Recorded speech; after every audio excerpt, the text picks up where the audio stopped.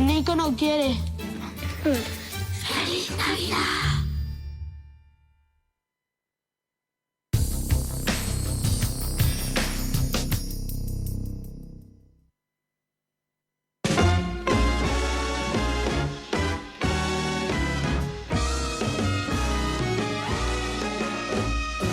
Walking with my baby, it's that time of night.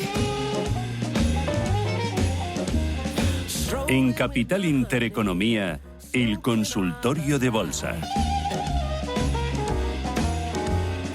Consultorio de bolsa con José María Lerma. Lerma, estás ahí, ¿verdad?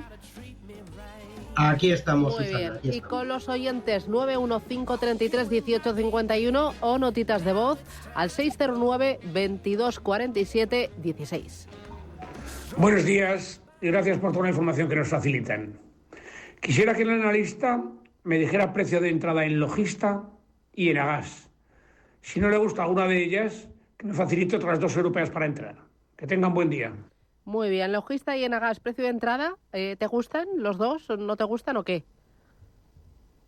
Bueno, vamos a ver, en Agas ya lo comentamos, creo que está haciendo un proceso de lateralización, no es donde yo estaría, pero le vamos a dar el precio de entrada. Logista me gusta muchísimo, pero tiene que tener claro el nivel de entrada. En este momento hoy está subiendo, como todo el mercado. Repito, creo que va a ser una semana para los inversores que actúen en un plazo muy corto, muy interesante. Atentos hoy a los datos de PMI, que va a ser el siguiente nivel que nos va a mover el mercado, pero Logista concretamente frente a los niveles que está cotizando, que cerrar por arriba de 25,50. Ese es el nivel donde va a marcar un nuevo impulso al alza. Lo ha intentado tocar 3 veces durante el año pasado y en las 3 veces no ha podido y ha regresado a esos mínimos de 22, 22,40. Por lo tanto, Logista sí me gusta mucho, pero el nivel de entrada es de cierre, no en sesión, por arriba de los 25,50. En Agas lo comentamos porque además no creo que el inversor José Manuel, creo que no lo preguntaba por ella, está haciendo un movimiento muy lateral. Los niveles de 15,40, si cierra por arriba de estos niveles, puede darle un impulso a 15,70, 15,60, 15,80 y bueno, ahí tiene un gap en 15,90 que si lo rompe llegaría a esos máximos anteriores de 16,50, pero está en un proceso donde el potencial que tiene está muy marcado por la lateralización, disculpe. Por lo tanto, aquí tiene los niveles si quiere entrar y luego valores, bueno, pues si usted quiere cíclicos con un poquito más de riesgo, hoy hemos conocido datos de PMI en China que anima al sector, tenemos ArcelorMittal, Acerinox, ArcelorMittal me inclinaría yo. Si quiere turismo y es un inversor de un perfil para un plazo temporal del primer trimestre, atentos a nuestra aerolínea IAG.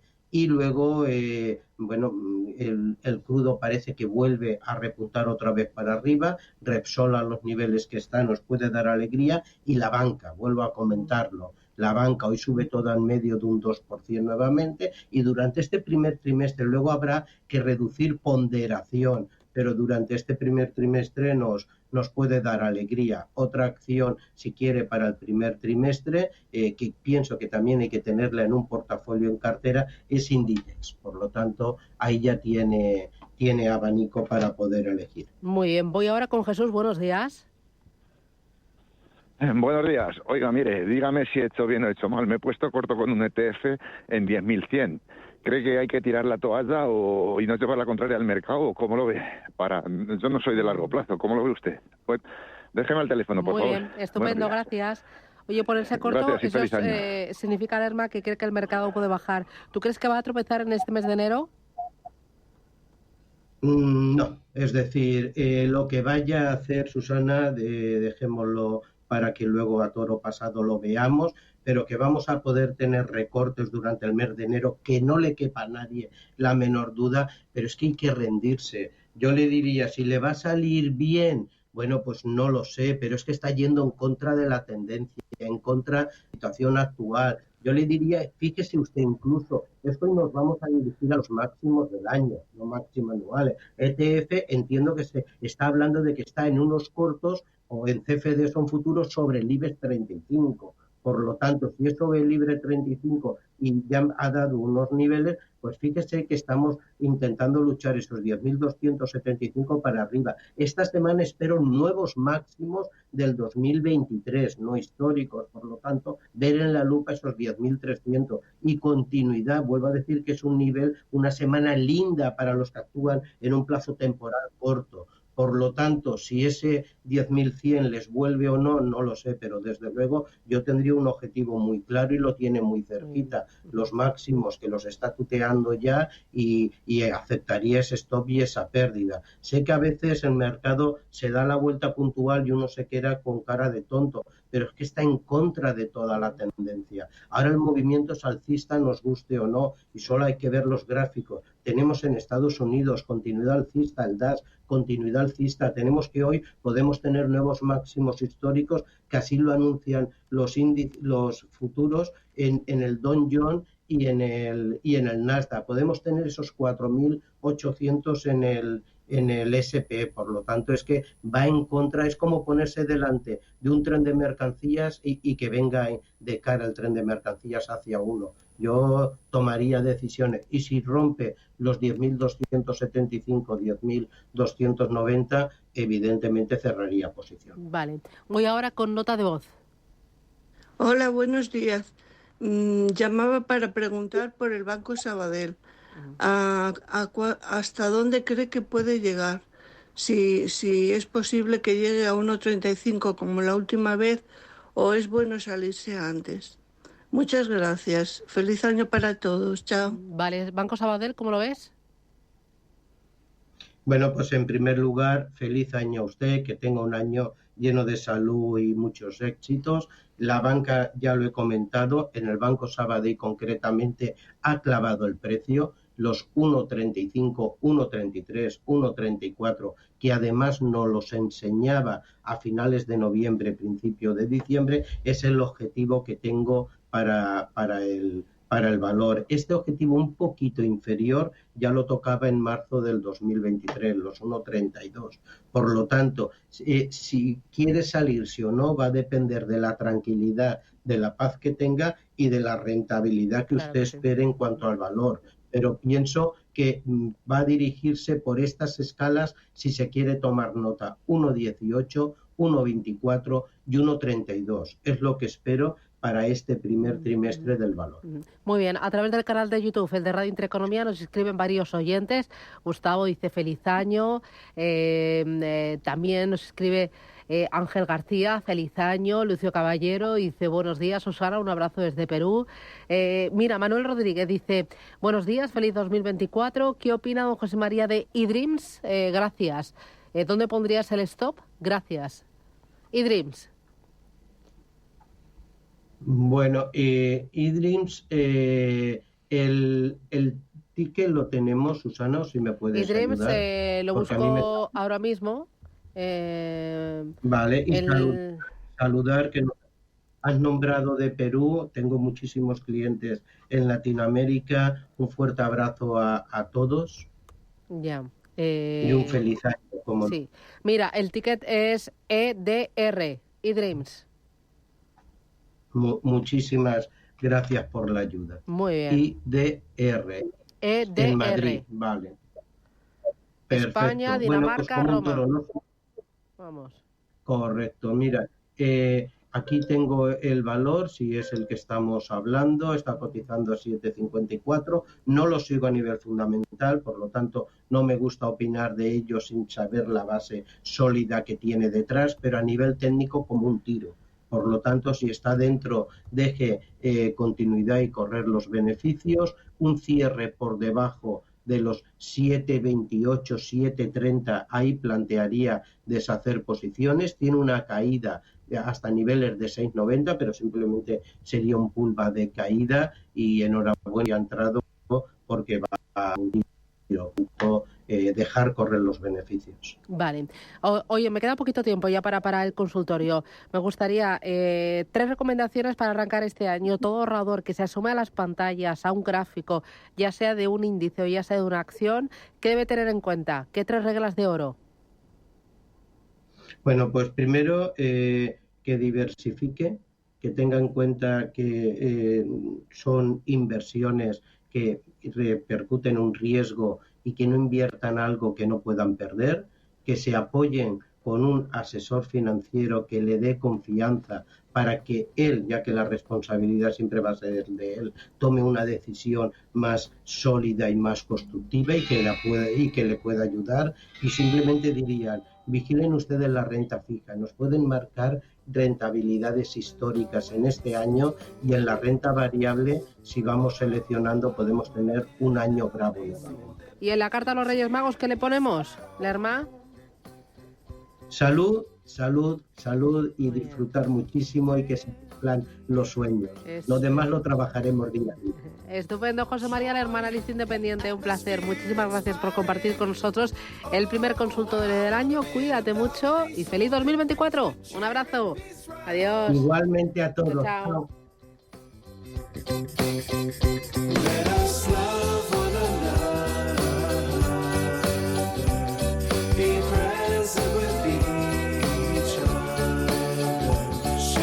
En Capital Intereconomía, el consultorio de bolsa.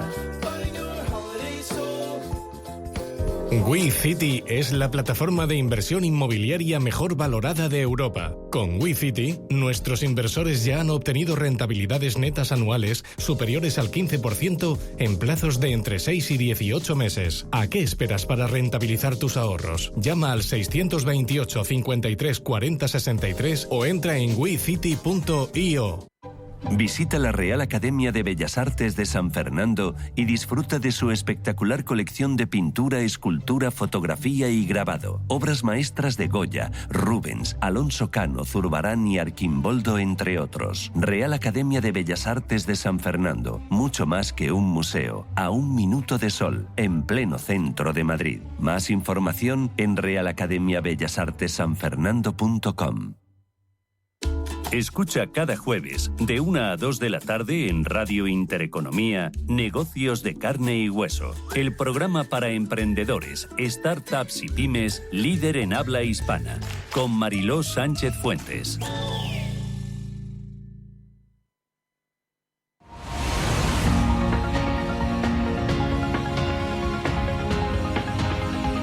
El Foro de la Inversión en Capital Intereconomía.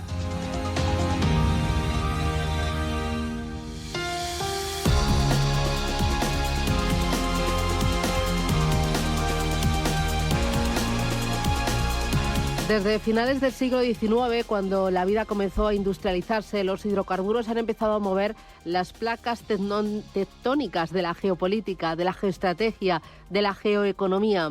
Cualquier decisión del establishment político y económico mundial, incluidas las guerras, pasa por el control de este ansiado recurso. Hoy les vamos a presentar una obra que combina política, economía y mucha historia, y de fondo tiene las materias primas, especialmente el petróleo y también el gas. El título es La sangre que mueve el mundo y su autor es Miguel Golmayo. Miguel, ¿qué tal? Buenos días. Feliz año nuevo. Buenos días, Susana. Feliz año. Oye, enhorabuena. Muchas gracias. O sea, cuando lo he estado echando un ojo a este libro, es una auténtica joya. He pensado, ¿cuántas horas, cuántos días, cuántos meses le ha dedicado Miguel a recopilar información, a leer historia, a contrastar, a sintetizar? Esto lleva un trabajazo que te mueres. Bueno, la verdad es que la idea partió casi hace 10 años. Es decir, que hasta que el libro ha visto la luz han pasado 10 años desde que me dediqué más en serio a empezar a escribir, ¿no? La energía me interesó siempre, pero bueno, en un momento determinado llegué a la conclusión de que no la entendía, y cuando no entiendo algo, entonces me pone de mal humor, así que decidí investigar para intentar entenderla. ¿Por qué? ¿Por qué ahora este libro?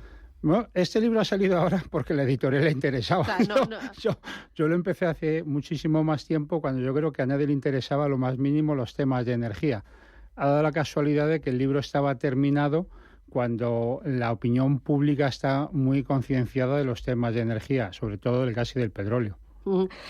Hablas de el control de la energía, que es algo más que deseado por todos los gobiernos y a lo largo de toda la historia de la humanidad, ¿no? Bueno, la energía fue un negocio de particulares, sobre todo hablando del petróleo a mediados del siglo XIX, cuando ya se empezó a utilizar el petróleo y se hizo el primer pozo con fines comerciales. Era un negocio parecido en los Estados Unidos al del oro. La gente invertía su dinero, la mayoría se arruinaron, de esos no se acuerda nadie, y algunos se hicieron muy millonarios. Pero no fue hasta principios del siglo XX cuando los gobiernos y los estados realmente se dieron de la importancia estratégica del petróleo y de controlar las fuentes de energía. Fue en realidad un tema naval. Fue cuando las grandes flotas de barcos de guerra, principalmente estadounidense y británica, que controlaban el mundo a través de sus flotas, se dieron cuenta que la propulsión a carbón estaba obsoleta y hacía falta pasar a la propulsión con derivados del petróleo. Y fue entonces cuando decidieron que había que asegurar el combustible para sus grandes flotas, que era asegurar sus imperios. Y a partir de ahí los estados han estado siempre presentes en los temas de energía.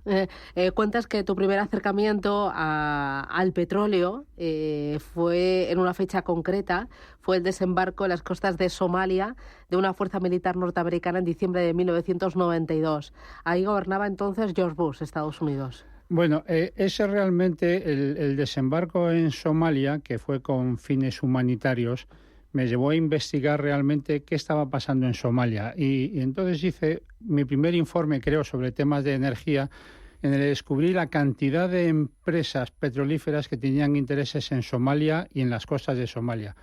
Y llegué a la conclusión de que aquello era más bien un negocio centrado en los recursos petrolíferos que había en las costas y en los territorios de Somalia, más que un tema de ayuda humanitaria. Hablas en el libro de quiénes son los grandes consumidores, quiénes son los grandes productores y quiénes son las grandes fuerzas, los grandes hombres que manejan el mercado del crudo. Bueno, los grandes consumidores está claro, ¿no? Es decir, hay dos mercados, aunque todo el mundo consume petróleo, pero hay dos mercados que a cualquier productor le interesa. Uno es Europa y otro es Asia y en concreto China, ¿no? Y los productores intentan meter su producto en estos dos grandes mercados. Hay más mercados, ¿no? Y los productores han ido cambiando a lo largo de la historia. Es decir, Estados Unidos, que fue un gran productor, llegó un momento en que pasó a ser consumidor. Aún es más, a inicios del siglo XXI, del siglo actual, Estados Unidos necesitaba comprar casi el 50% del petróleo que consumía, y a día de hoy es un exportador nato de petróleo y de gas, ¿no? Es decir, que las producciones han ido fluctuando mucho. ¿Y en China, por ejemplo, también ha fluctuado mucho? En China ha fluctuado una barbaridad. China produce petróleo y en su día era autosuficiente, pero la economía china, con el crecimiento que ha tenido a lo largo de los años, que ahora se ha visto frenado, pero que intentan mantener, el consumo de gas y petróleo es brutal, y el de carbón también.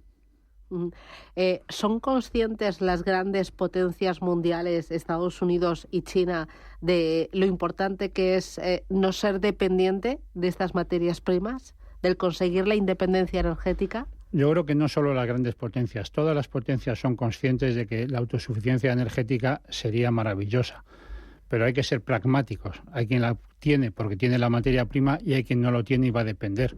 Con lo cual necesita buscar la independencia energética por otros medios. Si no tienes petróleo y no tienes gas, tendrás que tener otros recursos, ¿no? Pero China es totalmente consciente. También es consciente de que tiene que mantener el crecimiento o intenta mantener su crecimiento económico, y eso necesita un aumento del consumo de materias primas y de energía.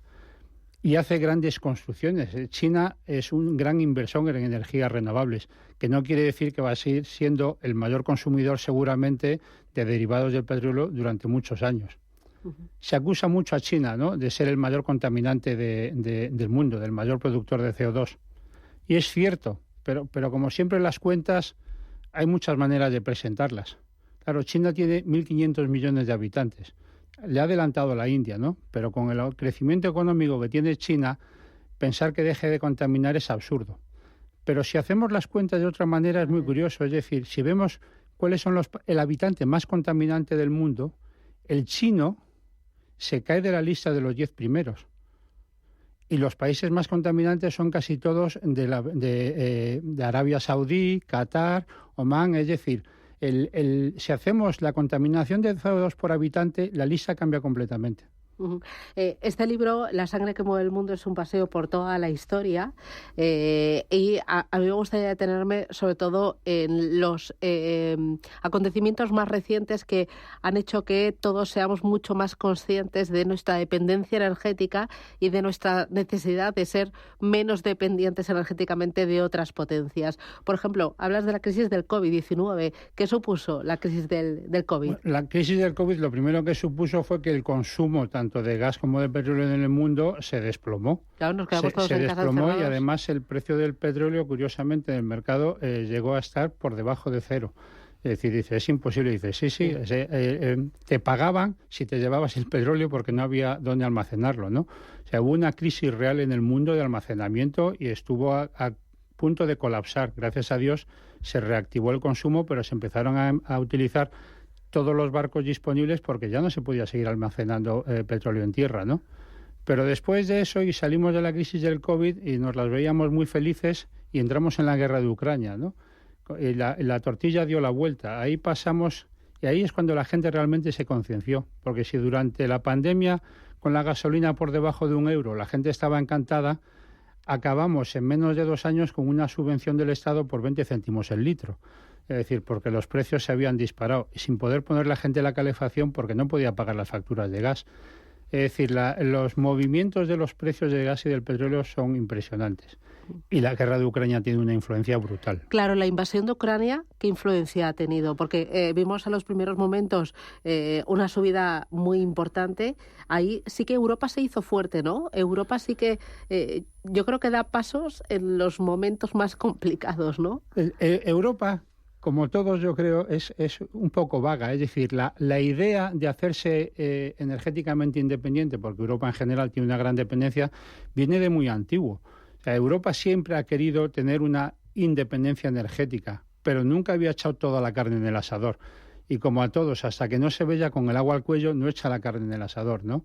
Efectivamente, la falta de suministros de gas y de petróleo, las sanciones a Rusia, los precios desorbitados hizo que Europa se pusiera las pilas. Eso es verdad.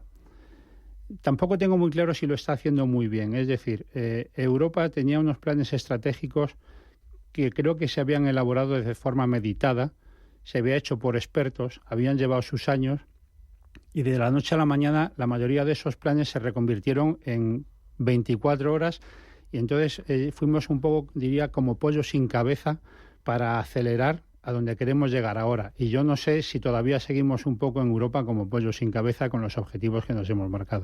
Y ahora la tensión en Israel, porque ahí, más que por el petróleo, es el tema del gas, ¿no? Que es otra de las materias primas indispensables para la sociedad actual. Pero el conflicto, llamémosle del gas, que no hay tal conflicto como conflicto armado en el Mediterráneo oriental, viene de antiguo. Es decir, la idea de haber hecho el gasoducto que cruzase prácticamente todo el Mediterráneo oriental para llegar a Europa lleva parado desde hace años.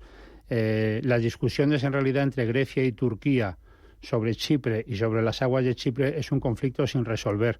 Pero tenemos a Siria, tenemos a Libia, tenemos a Israel, tenemos a Egipto. Es decir, esto en cuanto a materia energética creo que casi no aporta nada, ¿no? Porque el problema del gas, de la explotación del gas en el Mediterráneo oriental viene de hace muchos más años. El problema de la franja de Gaza actualmente es un problema mucho más complejo que un problema energético. ¿Cómo ves la dependencia y el papel del petróleo y del gas en los próximos años, en estos periodos en los que camina el mundo o quiere caminar el mundo hacia los objetivos net zero? Bueno, yo creo que nos sobra un poco de demagogia y un poco de cinismo y falta pragmatismo y sentido común.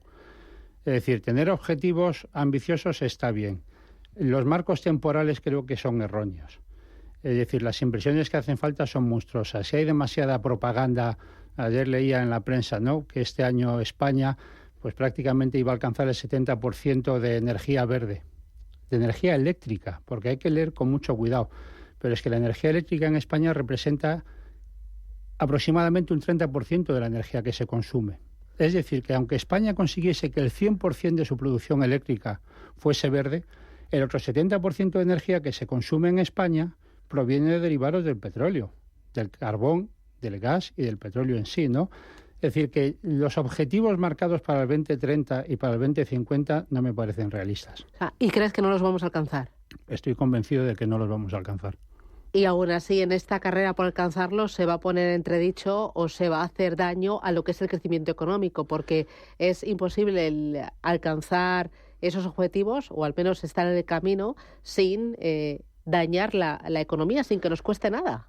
Costar nos está costando. Y nos va a costar un pico económicamente, ¿no? De hecho, ya hemos visto, por ejemplo, la medida que tenía que entrar el 1 de enero en vigor en los puertos europeos con respecto a las grandes navieras que contaminaban, que ya amenazaron directamente a los puertos españoles con irse al puerto de Tánger. Si yo puedo atracar en Tánger, me da exactamente igual y me sale mucho más barato que atracar en Algeciras, ¿no? Es decir, hay unas medidas que nos están saliendo muy cara a Europa. Pero luego hay otro problema, que es que tenemos una dependencia de materias primas brutales. Es decir, no queremos depender del gas y del petróleo porque no lo tenemos y porque contamina, de acuerdo. Pero entonces queremos depender de los paneles solares, que no nos engañemos. En España se montan, pero los componentes prácticamente en un porcentaje altísimo vienen de China. Es decir, vamos a dejar de ser o pretendemos dejar de ser dependientes del gas y del petróleo para depender de un producto semielaborado con materias primas que tampoco tiene. Y Europa está haciendo una inversión monstruosa en que se fomente la minería, porque aquí se despreció todo lo que contaminaba. La minería no, fuera. Los plásticos no, fuera. Todo fuera. Y ahora nos damos cuenta que no producimos de nada. Entonces, bueno, hoy los paneles solares son baratos. Bien, pero si mañana el fabricante chino multiplica el precio por 100, pues nos pasará lo mismo que con el petróleo. Es decir, vamos a pasar de depender de A a depender de B, cuando creo que lo que tenemos que intentar es ser más autosuficientes. Se está pasando Europa de buenismo. Europa se ha pasado de buenismo y se sigue pasando de buenismo. Hay que ser más pragmáticos. ¿Como Estados Unidos? Sí, por ejemplo. O como el Reino Unido, en algunas ocasiones que la salida del Brexit tiene sus ventajas y sus inconvenientes. La ventaja es que pueden tomar decisiones solos. Desde luego, creo que hay que ser mucho más pragmático de lo que es Europa hoy en día. El próximo libro va de renovables, ¿no? Bueno, si el próximo libro ve la luz alguna vez, sí, irá de energías renovables. Esa es la idea. La sangre que mueve el mundo, geopolítica del petróleo y del gas. Miguel Colmayo, la verdad es que este es uno de los libros que uno tiene que tener encima de la mesa para echar un vistazo a la historia, sobre todo porque es la historia de las principales economías y de los principales países, los juegos de poder en torno a una materia prima que consideramos que es nuestra, que la tenemos ahí, pero no, que es realmente una materia prima que mueve el mundo, ¿no? Y que genera muchísimos intereses y también muchísimos poderes ocultos, ¿no? Efectivamente. Sí, la sangre que mueve el mundo. Enhorabuena. Y nada, pues deseando que no pasen 10 años para tener el próximo libro, ¿no? de renovables, que ahí pondrás más el foco en la solar o en la eólica. No, en todas. Ahora la gran discusión es el hidrógeno. ¿no? Bueno. En otra ocasión podremos discutir sobre el hidrógeno y cuáles son los objetivos y si los alcanzaremos. Que creo bueno, que y si los alcanzaremos, importante. Bueno, porque esto es una materia prima todavía muy emergente, ¿no? Que está en pañales. Sí, efectivamente. Lo que pasa es que vende muy bien. Vende estupendamente. Vende muy bien, sí. Se vende estupendamente y creo que ahí sí que hay demagogia para llenar cubos. Miguel Colmayo, La sangre que mueve el mundo, enhorabuena por esta obra y gracias por acompañarnos en este día. Feliz año nuevo. Gracias. Igualmente, Susana, gracias. Adiós.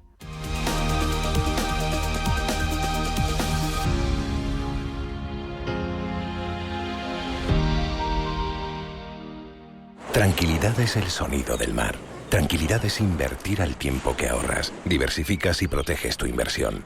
Tranquilidad es invertir en oro con Degusa. Infórmate en el 91 19 82 900. Degusa Oro es tranquilidad. En Arquia Banca ofrecemos soluciones de inversión personalizadas y adaptadas al perfil de riesgo de nuestros clientes. Nuestro método. Diseñamos una estrategia a largo plazo tras realizar un exhaustivo análisis de los mercados y las tendencias globales. Contáctenos ahora en inversión@arquia.es y le ofreceremos una propuesta personalizada. Arquia Banca. cuidamos de su patrimonio como si fuese nuestro. Puede consultar los folletos informativos y los documentos con los datos fundamentales del inversor DFI en los registros públicos oficiales de la CNMV, así como en www.arquia.es y oficinas de Arquia Banca.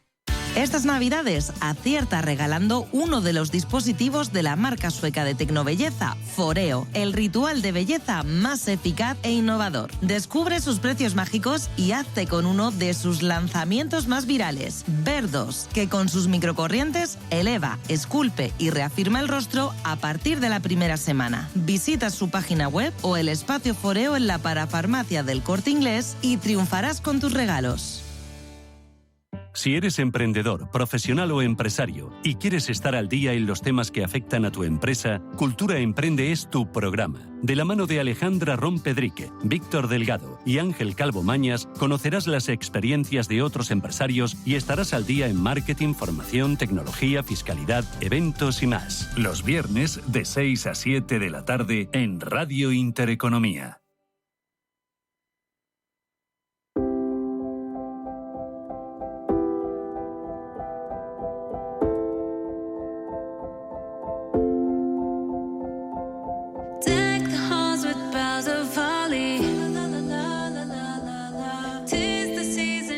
Consultorio de fondos.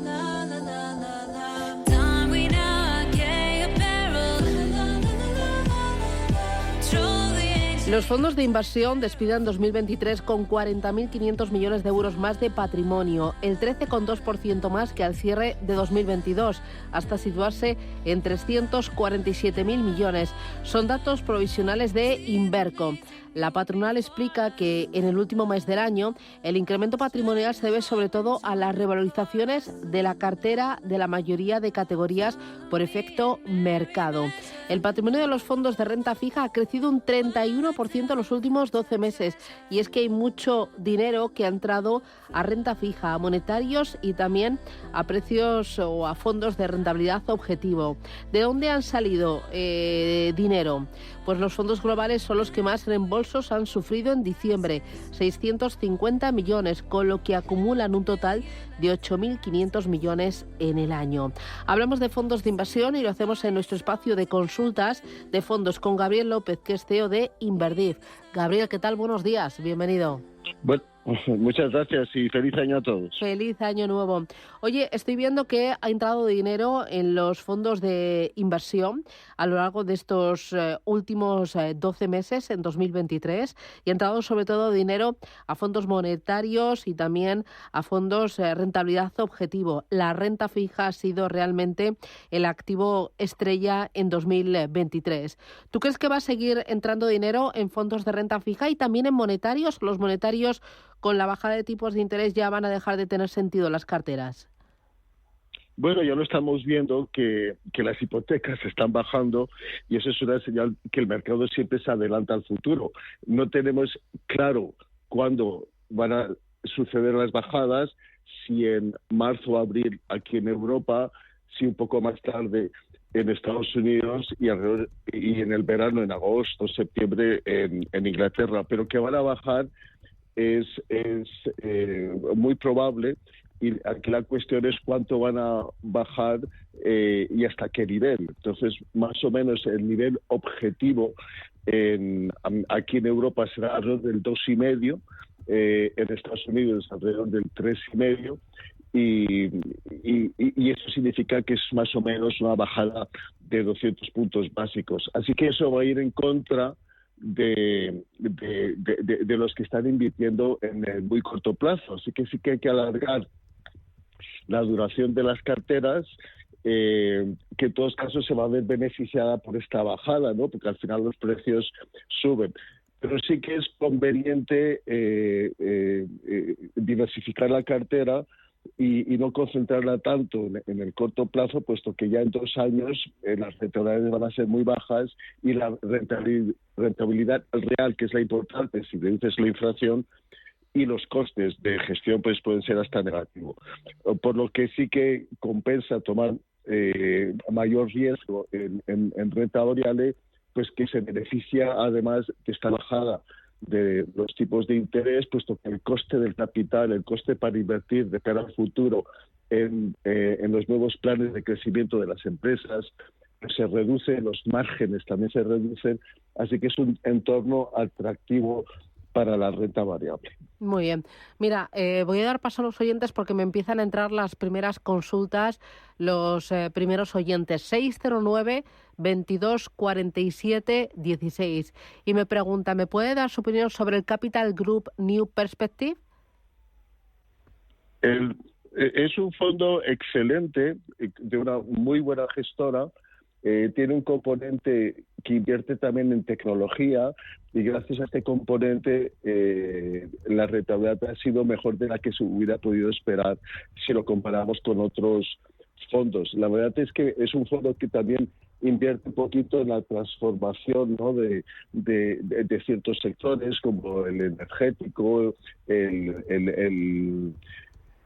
el tecnológico y la verdad es que está muy bien posicionado de cara a este nuevo año en sectores que en principio van a crecer por encima de la media, como es el sector de la tecnología. También tiene algo en el sector financiero, que es también otro sector que puede sufrir por la bajada de los tipos de interés, pero es un sector que mantiene unos márgenes muy atractivos y se debería de comportar muy bien.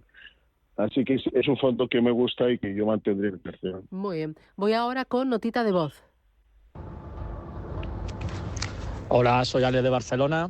Lo primero de todo, desearos una feliz entrada de año y que este año sea buenísimo para la comunidad de los inversores y nos traiga también mucha salud. Y aquí va mi pregunta. Mi pregunta es sobre una compañía del Nasdaq, se llama Revolve, con ticket RVLV. Nada, nos está preguntando por una compañía cotizada y esto es consultorio de fondos de inversión. Recuerdo el teléfono para que nos manden sus mensajes de texto, sus mensajes de voz, 609 22 47 16. Consultorio de fondos hasta las 11 de la mañana. Hoy aprovecho, fondo de renta variable americana. ¿Qué gestoras son buenas? Dame 2 ideas de fondos de inversión. Ahí sí me lo pones muy difícil porque hay tradición en Estados Unidos de excelente gestión. Los americanos invierten su futuro y su pensión en fondos de inversión, así que hay unos que también lo han hecho mejor que otros por este componente de la tecnología. Pero las grandes casas que todos conocemos pues tienen excelentes fondos: Fidelity, Morgan Stanley, Capital Group, Franklin, todas ellas, pues no puedo decantarme por una más que por otra, dependiendo de un poco del perfil, si es más de crecimiento, más de value. Ahí sí que ya empezamos a entrar en otros detalles. Pero, ¿te gusta el mercado americano de cara a 2024 o estás más positivo con renta variable europea? Bueno, yo creo que todo se resume al crecimiento de los beneficios. ¿Dónde vamos a tener un mayor crecimiento? En Estados Unidos.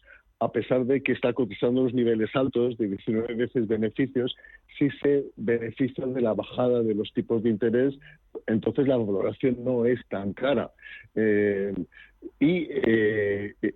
Hay más claridad en crecimiento y de recuperación de las empresas americanas que aquí en Europa. Más o menos se espera que crezcan los beneficios del 9, el 10%, y aquí en Europa más o menos va a ser la mitad.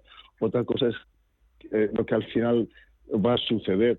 En el sudeste asiático el crecimiento de los beneficios es aún mayor, de alrededor del 13%, si excluyes China. Así que ahí es donde tenemos un poquito que ver el por qué hay que invertir en cada región y en cada sector y en cada empresa. Y por eso es que Estados Unidos, lo queramos o no lo queramos, lo tenemos que mantener en cartera y debería de representar alrededor del 50% de la cartera. Mira, me pregunta María Ruiz por el Buy New York Mellon Blockchain Innovation Fund y el Buy New York Mellon Global Real Return. Son muy distintos, ¿no?, estos dos fondos. El primero lo conozco bien porque sí que lo tengo en cartera. Entonces, pues es un fondo pues que solo invierte en todas aquellas empresas que dependen o utilizan lo que es la tecnología del blockchain, ¿no?, que está detrás de las criptomonedas. Es un fondo más volátil que el resto del sector tecnológico. El Bitcoin también tiene mayor volatilidad, pero francamente sí que lo está haciendo bien en estos últimos meses, y obviamente es un sector de transformación, y hacia ahí es donde hay que más o menos invertir cuando un poco diversificas la cartera. Y el otro de Bank, sí, perdón. Sí, era el Global Return de también Buy New York Mellon. Sí, es una gestora que tiene varias ramas de gestión, casi todas son de gestión independiente, y en este caso este fondo también, a pesar de que ha sido un poco irregular, también lo ha hecho bastante bien. Es una muy buena gestora, y todo depende del perfil del cliente. Ya. Mira, me preguntan también por el Amundi Latin America Equity. ¿Latinoamérica te gusta de cara a 2024 o supone demasiado riesgo? Francamente me está gustando más, y siempre tenemos atracción a todo lo que es latino, Italia, no sé qué, pero hay que tener cuidado, y siempre nos puede decepcionar. El año pasado empezamos bien en América Latina, sobre todo Brasil, que ha gestionado muy bien su balanza de cuenta corriente, también se beneficia de las exportaciones de petróleo, pero al final, con tal incertidumbre alrededor del verano de los tipos de interés en Estados Unidos que se iban a mantener alto, no lo hizo tan bien a América Latina.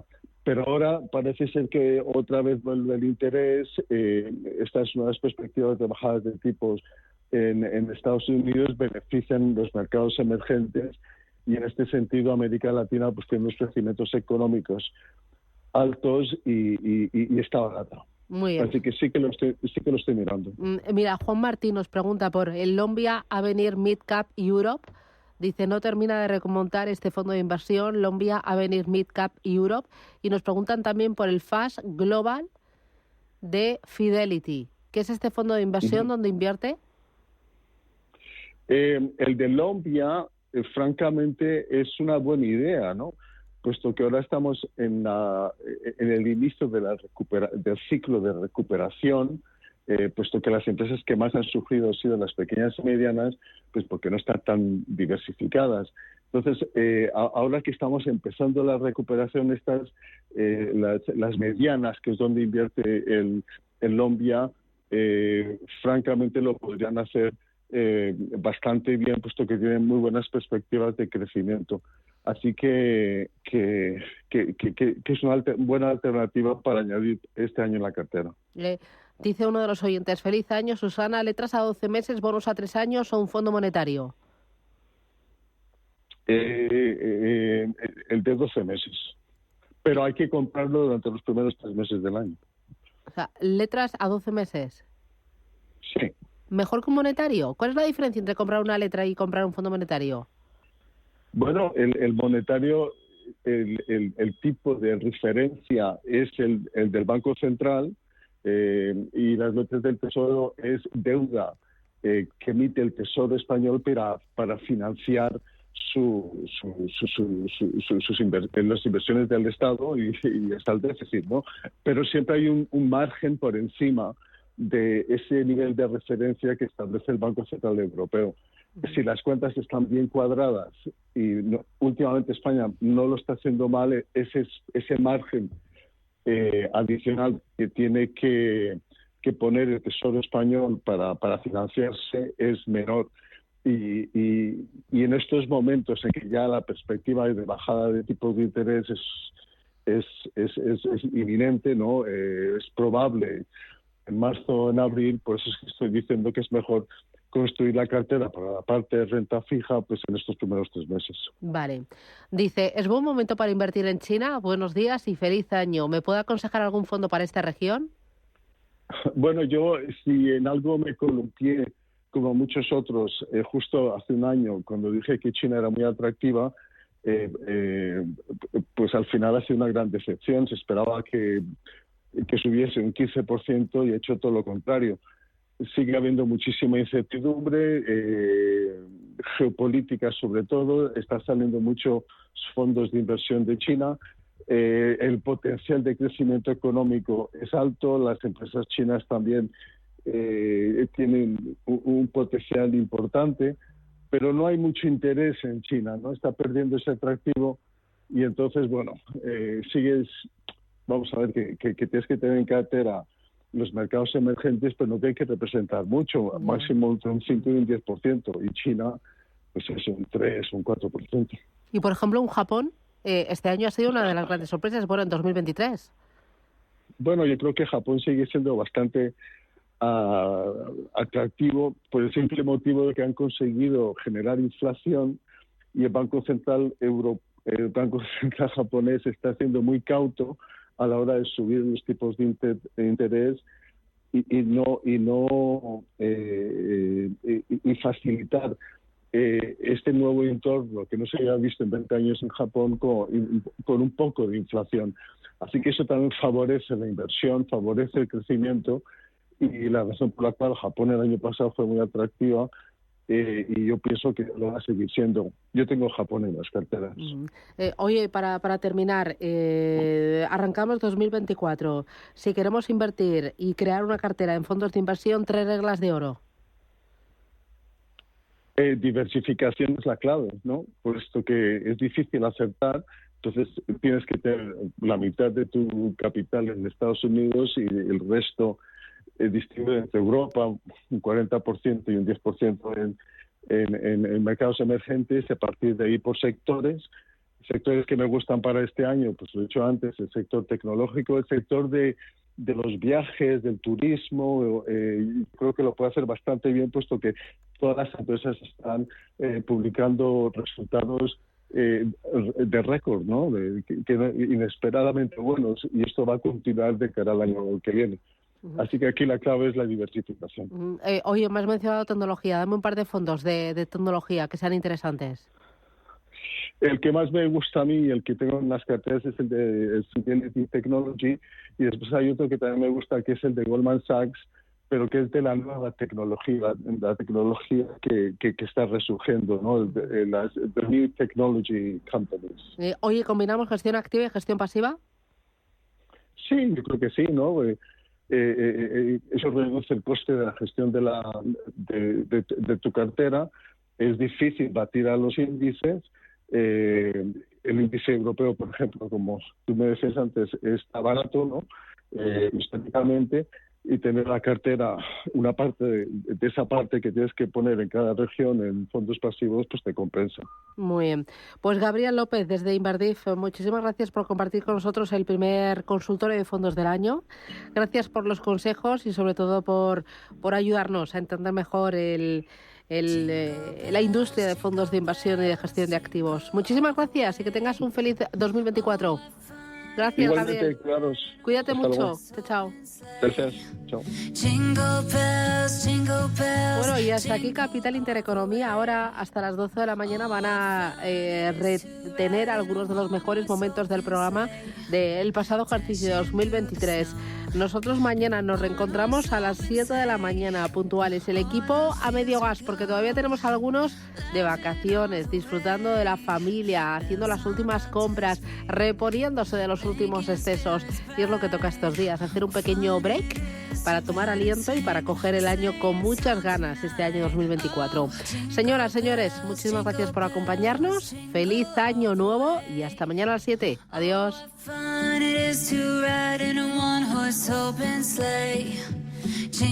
Capital Intereconomía, con Susana Criado.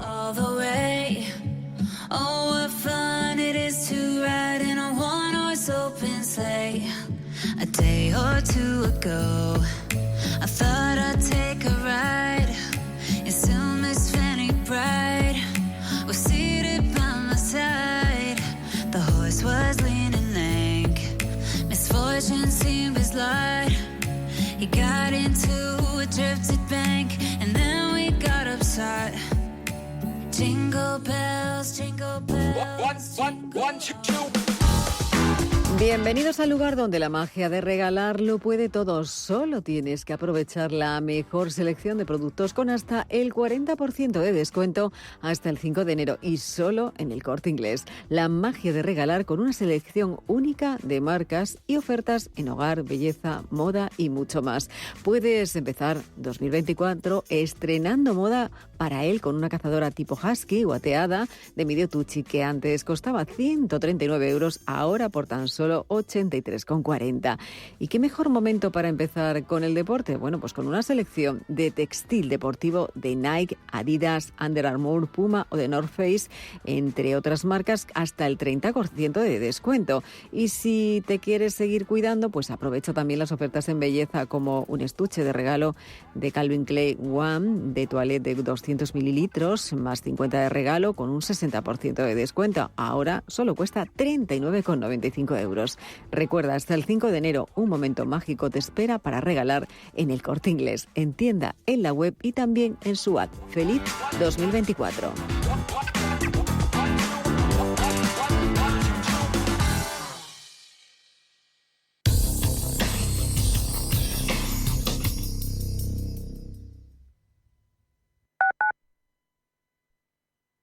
Me he quedado tirada con el coche. No puedo apoyar el pie. El incendio empezó en el salón.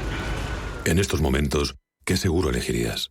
Elige Mafre, el mejor servicio 24/7 en acción, con más de 3.000 oficinas, 2.000 gestores telefónicos y 13.000 mediadores a tu disposición. Mafre, la aseguradora de más confianza en España. Llega el dulce más esperado del año. Los roscones de Reyes de Viena Capellanes ya están disponibles en sus tiendas, en web y en su app My Viena. ¿Prefieres el roscón tradicional